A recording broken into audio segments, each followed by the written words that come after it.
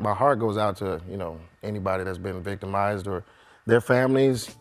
Kenan Thompson is breaking his silence on the bombshell Quiet on Set, The Dark Side of Kids TV documentary. The shocking documentary alleges that there was a toxic and abusive environment taking place behind the scenes on set during the 1990s through 2000s in shows primarily created by Nickelodeon showrunner Dan Schneider. The SNL star appeared on the March 27th episode of the Tamron Hall Show, in which he spoke about his experience as a child actor who worked on Nickelodeon, starring in staple shows like All That and Kenan and Kel. It's a tough subject, because it's tough for me because I can't really speak on things that I never witnessed. You know what I'm saying? Because all these things happened after I left, basically. And Dan wasn't really on Kenan and Kel like that. I mean, he got it created by credit, but, it was a different showrunner. So our worlds weren't really overly, overlapping like that outside of all that necessarily. And then all that negativity kind of started happening outside of our tenure there. You know what I mean? So I wasn't really aware of a lot of it. Though Kenan said he didn't share the same experience as others who have spoken out, he believes the expose is a good thing, despite being a tough watch.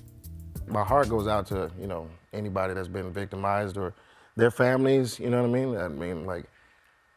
I think it's a good thing that the doc is out and it's, putting things, on display that need to be, stories that need to be told for this, accountability's sake. But it's definitely tough to watch because I have fond memories of that place, and I have fond memories of, my co-stars and stuff like that. So to hear that they've gone through terrible things like that is it's really tough. While Tamron noted that her show has reached out to both Dan Schneider and to the documentary's production company, the SNL star interjected to say they should continue investigating. Also reached out, of course, to the production company, and they said that, they investigate all of these things, investigate all of the allegations. Well, investigate more. I mean, because it's it's supposed to be a safe space, it's supposed to be a safe place for kids. And to hear all about that is just how dare you, Kenan also spoke about his former Nickelodeon co-star Amanda Bynes, who he highlights in his memoir, revealing that he has always rooted and cared for her. Amanda was the sweetest, happiest girl, and she loved to laugh. She was an explosion of bright innocence and joy. I connected with her because she was laser focused like me and had a very sweet, supportive family. Unfortunately, some leeches sent her down a dark path. When she went left for a little while, we all were sad. I cared about her, and I still do. She's good people. That's a good quote. It's a beautiful quote. Yeah. It's a beautiful quote. That's a good quote. I just saw a post. She's trying to go to nail school. She wants to go to cosmetology school. Good. And I kind of follow her from afar. Have you been able to talk with her lately at all? I unfortunately haven't spoken to Amanda since she was really, really young.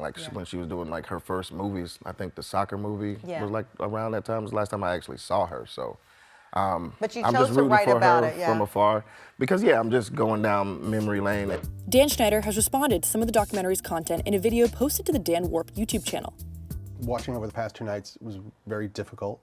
Me facing my past behaviors, some of which are embarrassing and that I regret. And I definitely owe some people a pretty strong apology.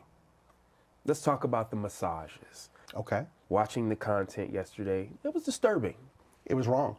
It was wrong that I ever put anybody in that position. It was the wrong thing to do. I'd never do it today. I'm embarrassed that I did it then. I apologize to anybody that I ever put in that situation. And even additionally, I apologize to the people who were walking around Video Village or wherever they happened, because there were lots of people there who witnessed it who also may have felt uncomfortable. So I owe them an apology as well. The main thing that I would change is how I treat people and everyone.